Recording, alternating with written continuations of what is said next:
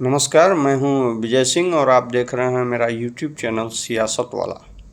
आज बात करेंगे यूपी की और यूपी में होने वाले चुनाव से संबंधित मुद्दे पर। आज का मुद्दा रहेगा मुस्लिम समाज।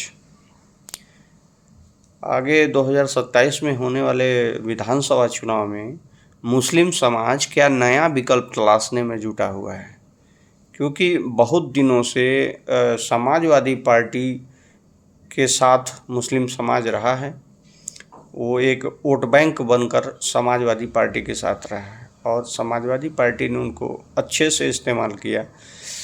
बात करें कि 1990 जो 90 का दशक है, जब राम मंदिर का मुद्दा तेज हुआ था, उसके बाद से मुसलमानों ने कांग्रेस का साथ छोड़ दिया था और समाजवादी पार्टी जो यूपी में उभर रही थी उसका उन्होंने दामन पकड़ लिया था।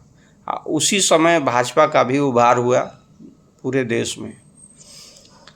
तो समाजवादी पार्टी एमवाई समीकरण के लिए जानी जाती है, मतलब कि मुस्लिम और यादव एमवाई समीकरण।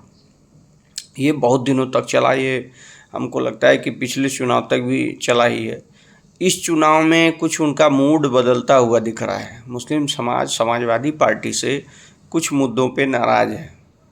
जैसे कि समाजवादी पार्टी में एक कद्दावर नेता थे आजम खान, जो अभी जेल में हैं।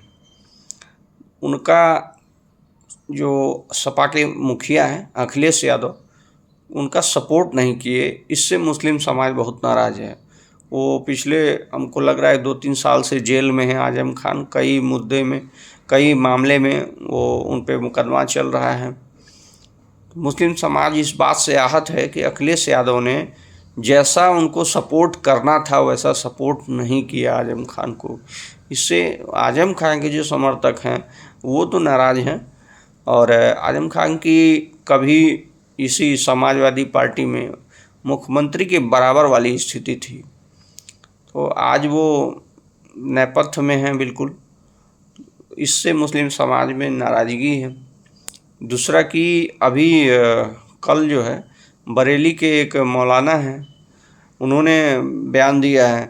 ऑल इंडिया मुस्लिम जमात के राष्ट्रीय अध्यक्ष हैं मौलाना शहाबुद्दीन रिजवी ने सपा के बारे में बोला कि कब तक हम इनको ढोते रहेंगे, इन्होंने हमको कुछ दिया नहीं।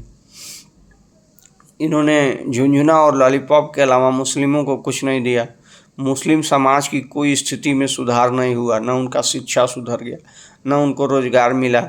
बस समाजवादी पार्टी ने उनका इस्तेमाल किया।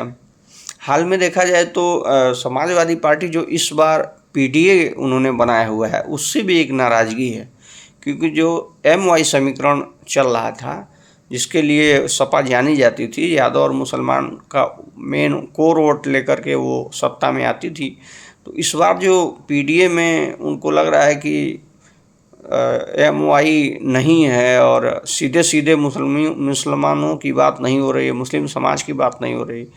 इससे भी थोड़ा सा नाराज़गी है और कई लोग इसमें अपनी बात कह चुके हैं। अबू आज़मी ने भी इसका कुछ विरोध किया कि मुस्लिम समाज को एक तो टिकट नहीं मिलता है। भाजपा तो भाई साफ साफ है वो नहीं देती है, लेकिन जो पार्टियां उनके फेवर वाली पार्टियां हैं, जो मुस्लिम समाज के फेवर करती हैं, वो समाज भी टिकट नहीं दे रहे हैं। ना उनका डिप्टी सीएम बन रहा है, ना मंत्री बन रहा है।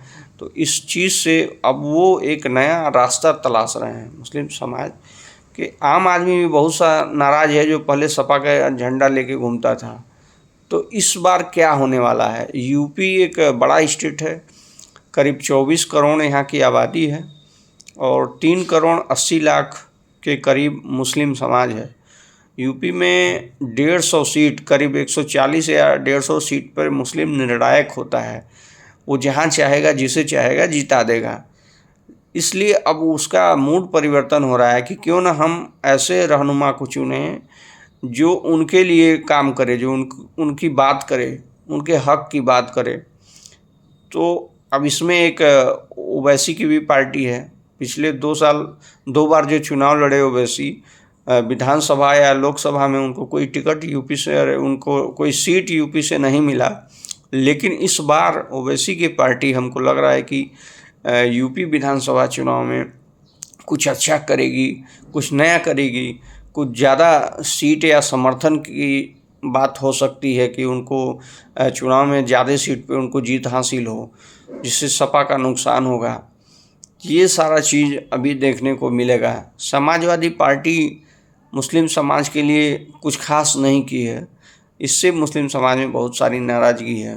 अब आगे देखना होगा कि विधानसभा चुनाव में किस तरह से मुस्लिम समाज किधर जाता है, क्या करता है, क्या फैसला लेता है। या तो बँट जाएगा, समाजवादी पार्टी में कुछ लोग चले जाएंगे, कुछ लोग ओवैसी के साथ जाएंगे।